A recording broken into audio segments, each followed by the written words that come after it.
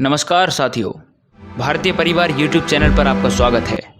आज का हमारा वीडियो एक ऐसे मुद्दे पर है जिसको समझने के बाद भारत की आज़ादी से संबंधित आपके काफ़ी सारे सवालों के जवाब आपको मिल सकते हैं, इसलिए वीडियो को पूरा देखिएगा। अभी कुछ दिन पहले टाइम्स ऑफ ब्रिटेन नाम की वेबसाइट पर यह खबर आई थी कि ब्रिटेन के प्रधानमंत्री ने इंडियन इंडिपेंडेंस एक्ट को वापस ले लिया है, जिसके तहत भारत को आज़ादी दी गई थी और अब से भारत के नागरिक ब्रिटेन के नागरिक भी होंगे। साथियों, आपकी जानकारी के लिए हम आपको बता दें कि यह खबर बिल्कुल झूठी है। ब्रिटेन के प्रधानमंत्री ने ऐसा कोई भी बयान नहीं दिया है, लेकिन इस वेबसाइट पर यह ऐसे लिखा है जैसे सचमुच ही ब्रिटेन के प्रधानमंत्री ने यह बयान दिया हो।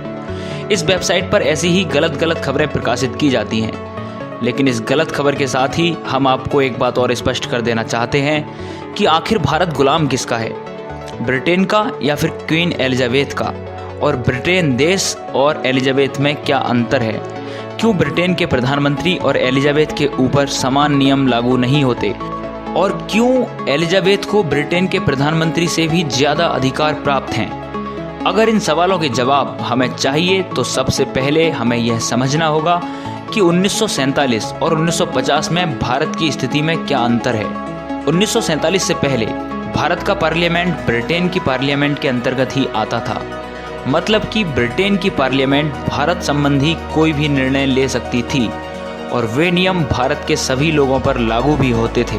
लेकिन 1947 को हुए सत्ता के हस्तांतरण के बाद ब्रिटेन के राजा ने भारत के लोगों को इतनी आज़ादी दे दी कि अब से वे अपने कानून खुद अपनी संसद में बना सकते हैं, न कि ब्रिटेन की संसद उनके लिए कानून बनाएगी। लेकिन भारतवासियों का राजा अब भी वही रहेगा और भारत देश का राष्ट्रपति उसका प्रतिनिधि रहेगा। इसलिए रानी को भारत आने के लिए वीज़ा की ज़रूरत नहीं पड़ती। लेकिन अगर भारत के प्रधानमंत्री या राष्ट्रपति को इंग्लैंड जाना हो तो उन्हें वीज़ा की ज़रूरत पड़ती है, और इसी तरह अगर ब्रिटेन के प्रधानमंत्री को भारत आना हो तो उन्हें भी वीज़ा लेना पड़ता है। इसलिए इस बात को समझना होगा कि भारत इंग्लैंड देश का नहीं बल्कि इंग्लैंड की महारानी क्वीन एलिजाबेथ का गुलाम है।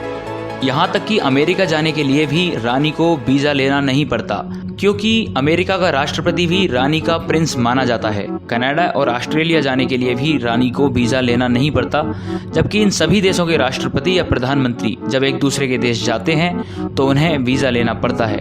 अब आपके मन में एक सवाल उठ रहा होगा कि अगर भारत इंग्लैंड देश का नहीं बल्कि इंग्लैंड की रानी का गुलाम है तो क्या इंग्लैंड देश और रानी अलग अलग हैं? इस अंतर को हम आपको एक दूसरी वीडियो में समझाएंगे। तब तक के लिए जय हिंद, जय भारत।